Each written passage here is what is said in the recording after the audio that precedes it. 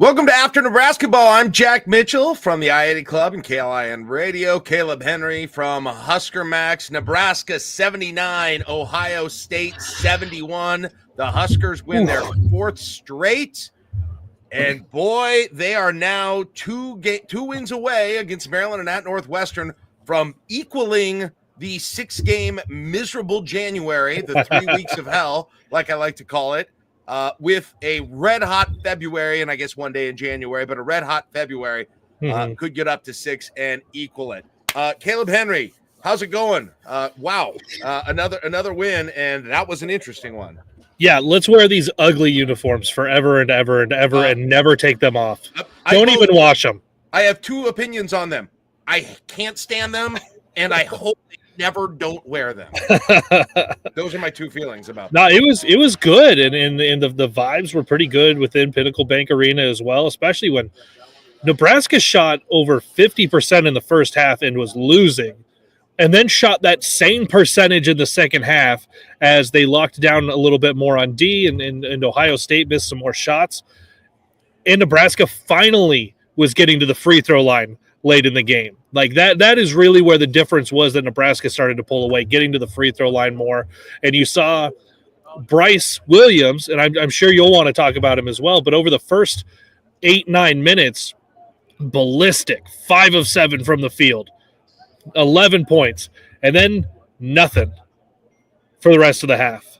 And then starts out the second half, almost nothing. And it's like, what are we doing here? And then the last several minutes of the game, you got the flip of the switch. Alpha Brice was back, and he took over. He got to the line, was getting into the paint, was getting everyone else involved. Holy crap, 4-game winning streak, Jack, and now sitting at 16 wins. And when we're looking at, okay, where can you find some of those wins to get to 19? Where do you find those wins to get to 20 and push it from there? The resume just keeps getting better and better and better over this streak. So a lot to get to, and you covered a few of them right there that I want to. Real quick, we will have Jacob Bigelow joining us when it's home games. He joins us later because he covers the press conference. Here's from the coach, which is good today because we hope he's going to bring us some kind of an update on Berke Bungtengel, which kind of put a little bit of a damper, I feel like, on this result. Now, we'll see. I don't want to assume anything, but you could tell during the play, I don't know what kind of an angle you had, Kaleb, but you could see it right away, and you're like, oh, no.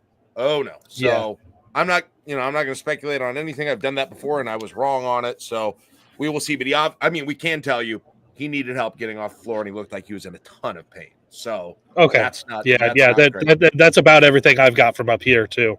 Yeah. So we'll get maybe more on that from Jacob when he joins us. Do want to mention, if you are watching on either the I-80 Club YouTube or Husker Match YouTube, just please give us a like and subscribe. It helps us continue to do this. That would be awesome. And we'll get to more of the stuff that we've got going on here in a little bit. But Kaleb, I want to dig into the box score with you right now. Couple of it. Well, first of all, I want to talk about the end of this game, because this was another ending, and it feels like when Nebraska wins these games, it's not like they have this sort of spectacular, wild momentum shift, like the crowd is going berserk situation. It's just that when they do well in these games, it's just that they're kind of solid, right? At the end. And you had that at UCLA, and you didn't have it forever, but this is what you've had really, I think, for all of the last 4 games to some degree. But especially Oregon and Illinois and in this game here, where they were not necessarily spectacular, but there were always answers. And I point to one moment here. And listen, Raleigh Wooster has taken some stuff from people who don't like how he plays, got back in the starting lineup, only had 5 points. But Kaleb, that 3-pointer that he had 3:29 left, it was a 62-60 game. And there was Mobley had just made his millionth 3. Nebraska comes back down the court after the TV timeout at 4 minutes, and he makes that 3 on an assist from Sam Hoiberg. And after that, Nebraska, I don't think they got closer than 5 after that the rest of the game, because Williams made that jumper, kind of mid-range jumper after that. So that was the first thing I wanted to point out. Then the other thing, Kaleb, and then I want to know what you are interested in the post-game stats. How about this? Nebraska assists on 15 baskets. They get 15 assists. Ohio State only gets 9. How wildly different is that than what we've seen when Nebraska sometimes even played well this year? Yeah. Well, and Ohio State only had 6 turnovers and lost that game.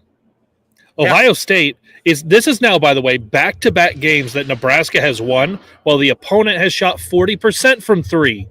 Remember that fun fact where it was as long as a team shot 40% from deep, it was 39 and change. Nebraska had lost. And it's back-to-back games Nebraska has won now. It's nice to have a team go from like white hot to red hot from 3. Like that's at least is a good step down. Well, and you bring up specific plays where it's like that feels like, as much as anything, that was a momentum that really stole things to your side. Yes, that Raleigh 3, but Andrew Morgan diving on the floor and saving a possession on this end of the floor in the second half. Like there were just so many things where you saw that happen in a way that it didn't feel like you could in the first half because the inconsistent officiating on whether or not you were allowed to be extra physical or what things were going to be like around the basket, especially on rebounds. So the inconsistency made it something that was tough for the guys to try to get into a flow of the game. But as Nebraska got deeper into this game, Nebraska trailed by 8 in the first minute of the second half, Jack. Right. Trailed by 8 and then put together an 8-0 run, exchanged some baskets, 11-0 run for Nebraska, and they never trail again. The defense really locked down on what they were doing on guys. And I know, like, he was a dude. Micah Parrish was a dude with the way he was able to score, especially with the left hand. And it seemed like a lot of guys couldn't figure out that he was left-handed for the longest time and kept attacking his right hand. But there was a possession where Sam Hoiberg locked him up, would not let him drive, had a hand in his face on the 3. He missed it. And it's like, good. Just every guy is kind of playing their role that they needed to have. Juwan Gary getting dunks at the rim. Connor Esigian hit. Did he just hit the one? Just the one, yeah, and then he didn't make another one. I don't think. He hit his first one and didn't make another one. And Braxton Mia having a good stretch in the first half, going 3 for 3 at the line when he was there.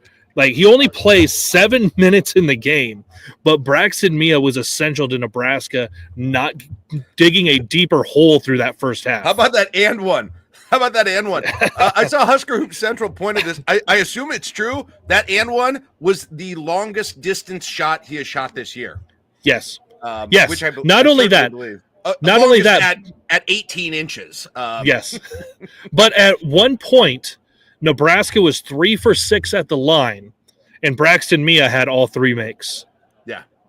And Nebraska ends up shooting 18 for 21 at the line. Right. Like that is what is the bread and butter for this team. We read our chats during the live show from the I-80 Club Discord. These are people who are supporting the I-80 Club, and it makes us able to do this. So it's how we say thank you. But you can also chat if you want us to read it on the air and put it on the screen. You can also do super chats for anyone. You don't have to be a club member for that. But anyway, I did want to get to some crazy stats here that some of our listeners have been putting on here. Husker for MU has this stat. I assume it's right. Brice is 36 from 48 from the field in his last 3 games. Yeah, that sounds right. Wow.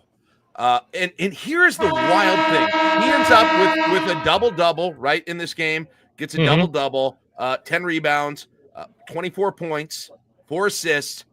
And Kaleb, it was like, at least scoring-wise, he kind of took 15 minutes of game time off in that game. He did. It's unreal. By the way. It's so odd. So 10 rebounds. Give me the number on how many was the second most rebounds anyone grabbed in the game. Probably Berke, I'm going to guess. Do you know the number? I don't know. He probably had 5 or 6.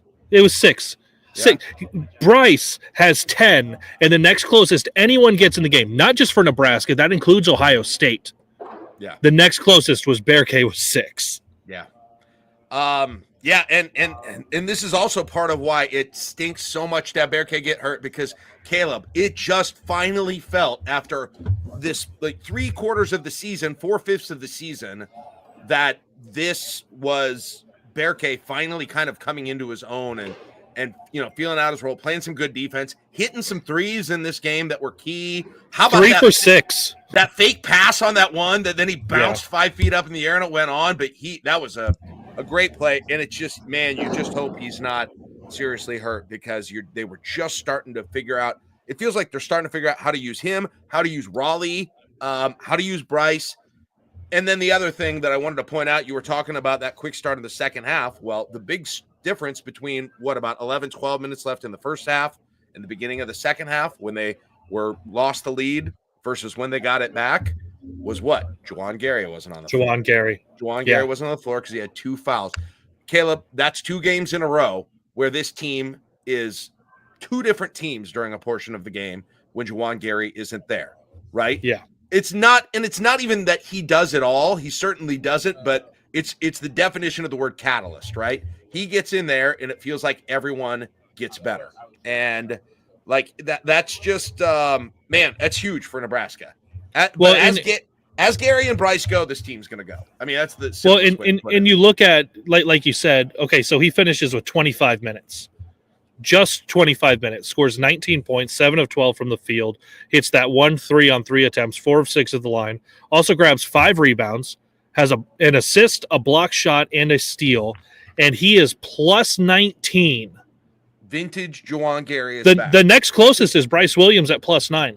Plus 19 for Juwan Gary in 25 minutes. And it's not even just the numbers, it's visual, right? It's the classic Juwan Gary out jumping a guy who's 4 inches taller than him for a rebound. It's Juwan Gary jumping a pass and getting a walk-in dunk, right? Those are the things we just weren't seeing, kind of those hustle defense and rebounding plays that makes him so good. Why he gets that bulldog mantra. And we're seeing that again. And that is the biggest, it's a catalyst for the whole team. I think it's a catalyst for Brice, to be honest, because Brice seemed to go quiet when Juwan wasn't in, for whatever reason. Well, and it's so wild, Jack, to get to the end of this game and coast and be able to coast in the last couple minutes, make free throws, play good defense.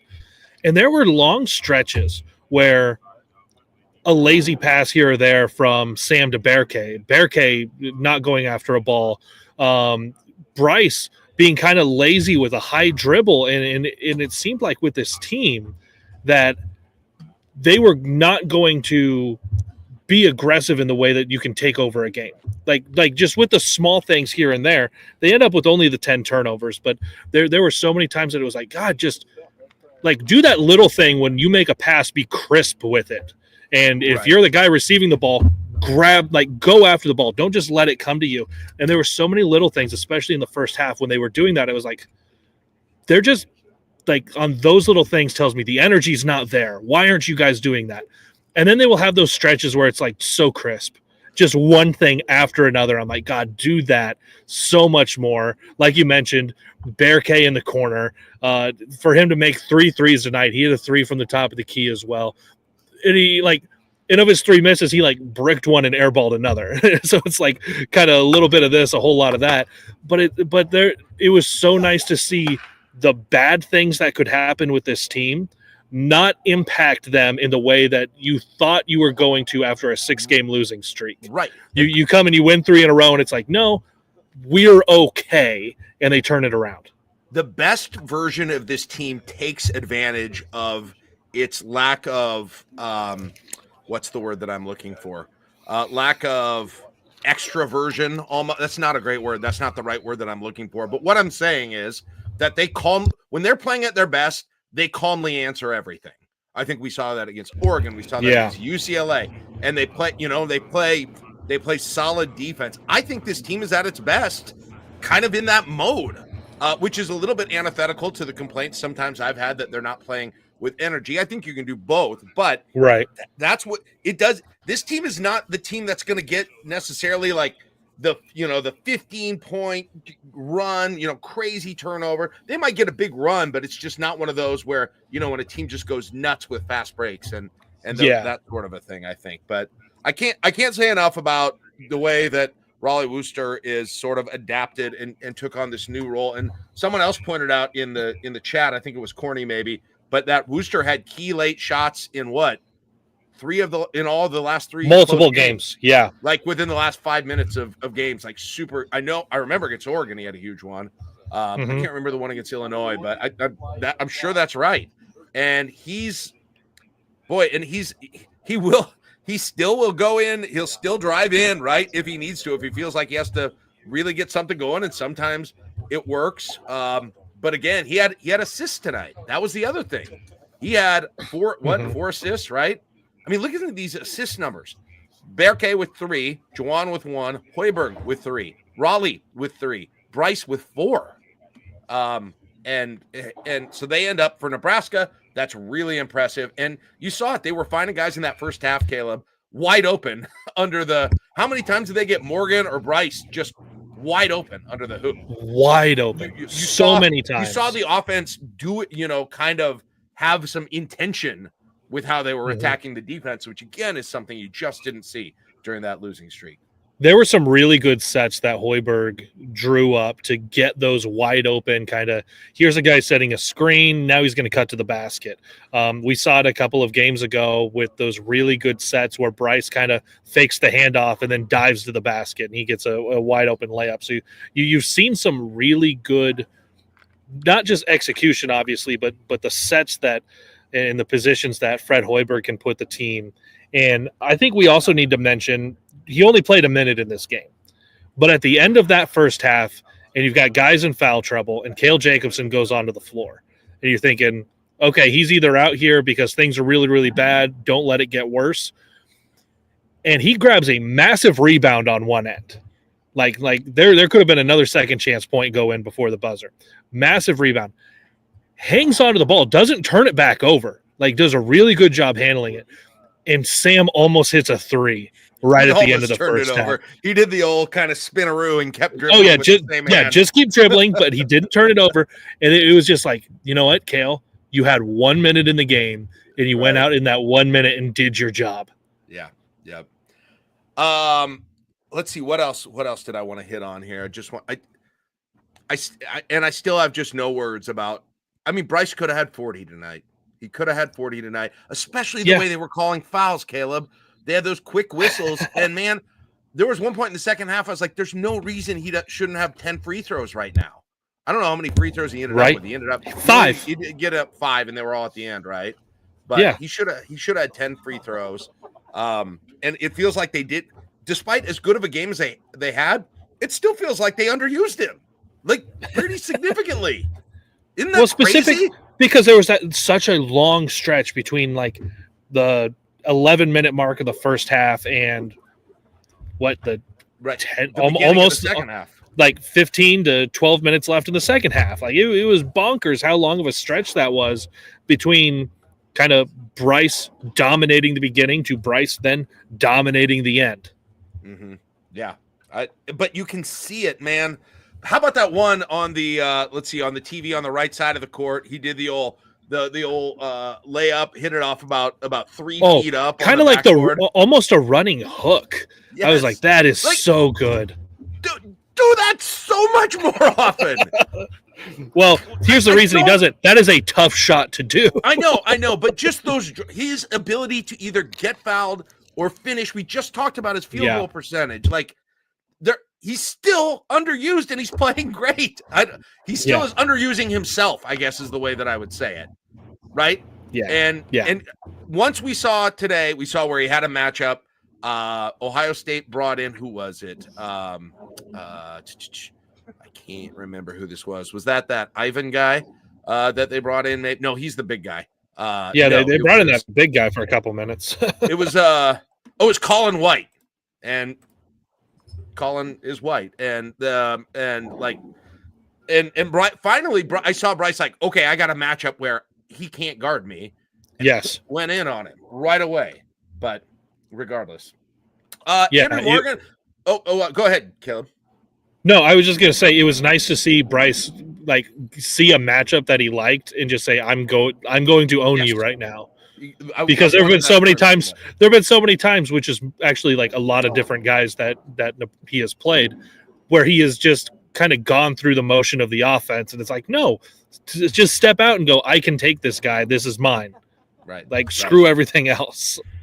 Yeah. And we got Bigelow on, so I want to get to him right away because he's just heard from Fred and the players, and so we'll just get the latest that he's got and maybe something on Berke. We'll see. Welcome, Jacob. How are you doing?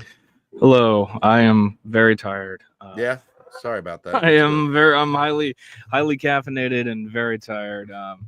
I'll start with the Berke update. Fred said that the immediate diagnosis was it looked like a pretty good twist sprain. Okay. Said he could be out for a while. Tough timing with Maryland being the next game up and the biggest front line in the Big Ten with Queen and Brice. And Fred acknowledged that, and he said it just becomes next man up. They might have to go double bigs with Morgan and Braxton for some lineups was something Fred mentioned, but that was the early diagnosis on Berke. It was a pretty good sprain man. And if that's a high ankle sprain, that can be multiple weeks if that's what it is. Yep. We'll see. He did grab the back of his ankle right away, and that had me. I don't know why I'm always terrified Nebraska players have torn their Achilles. Jay freaked out about Juwan Gary for like multiple days after the Rutgers game.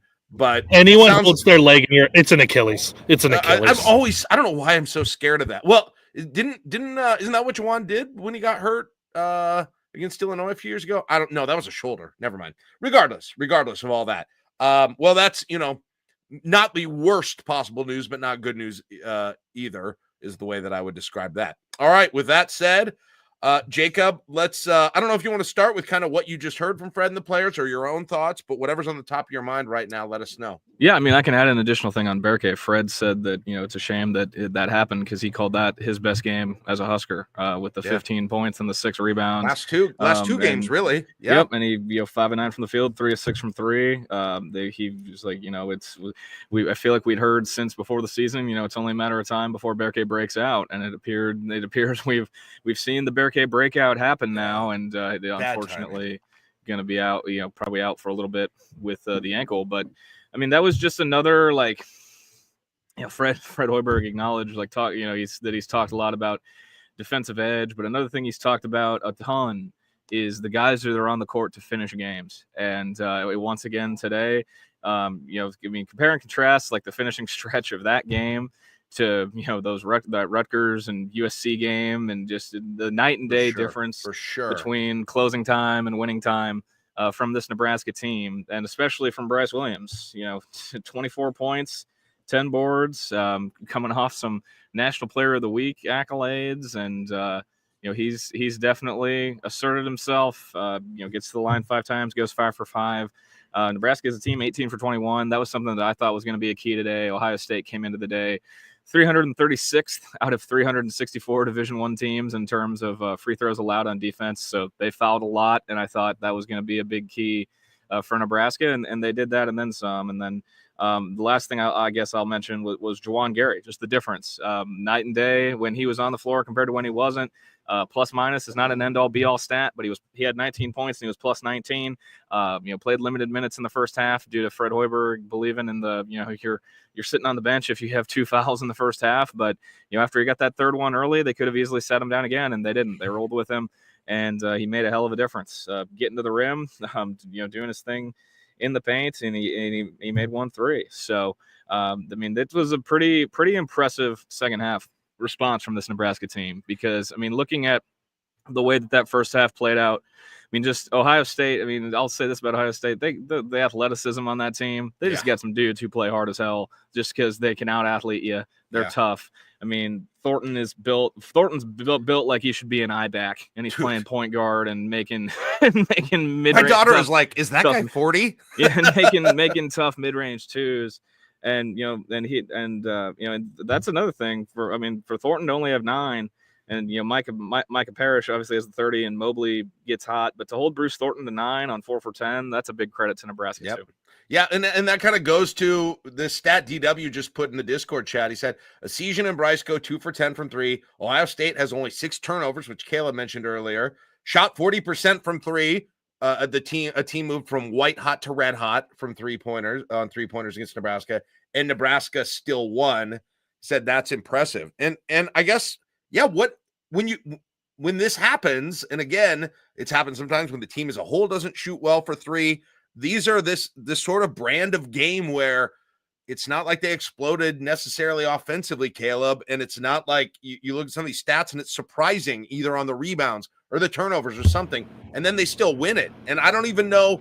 I mean, it was definitely defense to some degree today, but what else is it that allows them to win these weird statistical games like they have a lot this year? Well, from three, they only make 7 of 21. That's still 33%. That's not terrible, but from the field, they shot over 50%. So like that's kind of been part of it, is that they're making up for it there. And as I've harped on you all season, it's getting to the free throw line and making.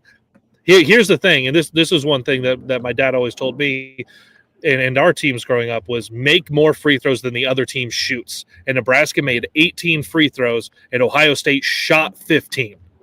So make more than they even have the opportunity to get from the free throw line. And so it only 3 turnovers in the second half as I look through that. So that's another thing, that if you go the last 2 games in the second half, Nebraska has 4 total turnovers, and one of those being that shot clock violation at the end of the Washington game. There's something that this team is doing, even with the last 2 opponents hitting 40% from deep. There's something that this team is doing effort-wise on the defensive end of the floor, and then offensively spacing and finding where guys are within their role. Not just spacing and saying Juwan Gary's going to take 8 threes tonight, and Raleigh Wooster is going to take 8 threes tonight, and nobody's going to attack the rim, and Brice Williams is not going to take a shot for the first 16 minutes of the game and then be really passive when it comes to winning time. It's all of these guys doing their roles offensively and having that energy and just mindset on the defensive end, even when they are going from red hot to white hot and lighting it up from deep, not getting dejected as that's happening. You saw them bounce back from the 7-for-7 start in Seattle, and you saw Nebraska bounce back from the, only 5 of 11 and then 5 of 14 in the second half for Ohio State from deep. Yeah, it changed. Yeah, Jacob, and Caleb's point, Nebraska had 14 assists today. How many games were we talking about it after the game where like Nebraska had, 2 assists the entire game this year, where they were struggling a little bit? Like, there's just more intention with the way the ball is moving and with the offense than we saw when they were struggling.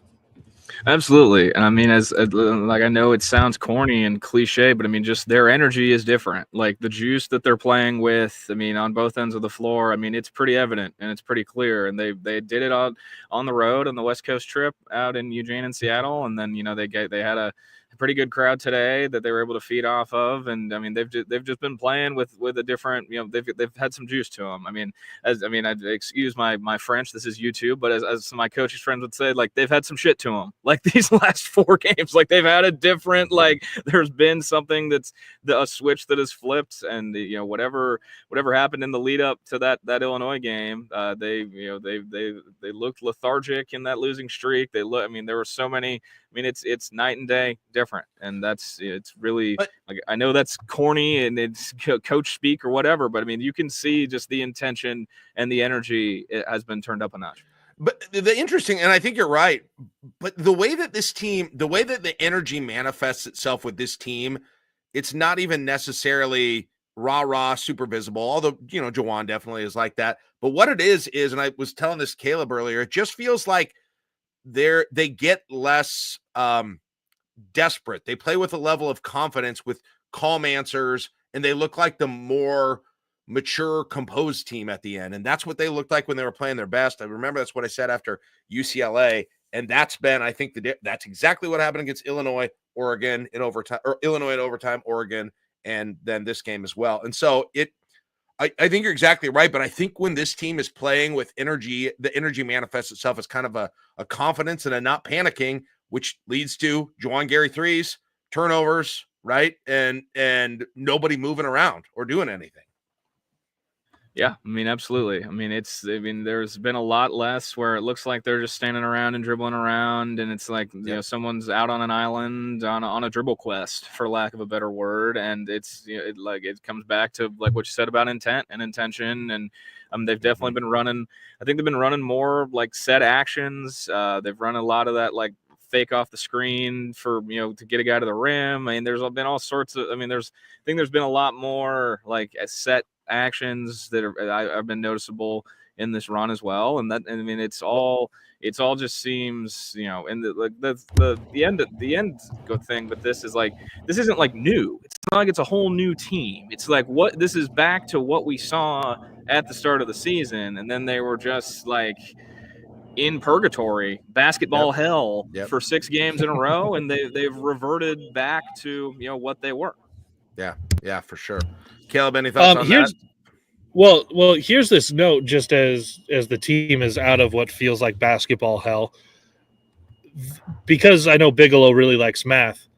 Nebraska mathematically cannot go under 500 through the rest of the year. Mathematically now, it's at 16-8 with 6 regular season games to go. Nebraska men's basketball cannot finish under 500. They have 7 this season. games left. 7 left, right? 1, 2, 3. Yeah, 7. Maryland, Northwestern, Penn State, Michigan, Minnesota, Ohio State, Iowa. Bad math. Okay, they need 1 more. This is why you don't do math. This is why I don't do. This is why I leave the math to the Bigelows. Sorry for the immediate audit on your math. I don't think anyone's here for the math. Fact check. Jeez. Well, no one's here for stupid post-game math. That's not Kaleb, why people are here. That is how I wanted to end the show, is kind of looking ahead and what this means now. As you point out, they're now 16-8. They're 6-7.